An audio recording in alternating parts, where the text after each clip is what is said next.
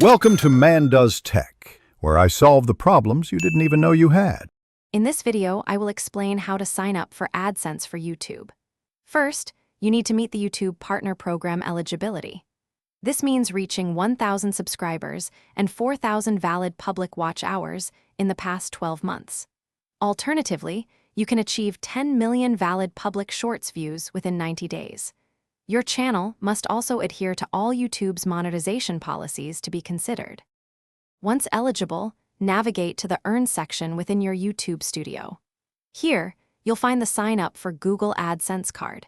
You can either link an existing AdSense account if you have one, or create a brand new one.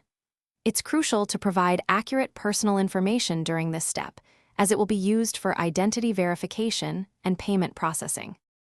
After linking or creating your AdSense account, Google AdSense will verify your personal details. Simultaneously, your YouTube channel will undergo a comprehensive review by YouTube's team. They will check if your content adheres to all community guidelines and monetization policies. This review process can take anywhere from a few days to several weeks, so patience is key.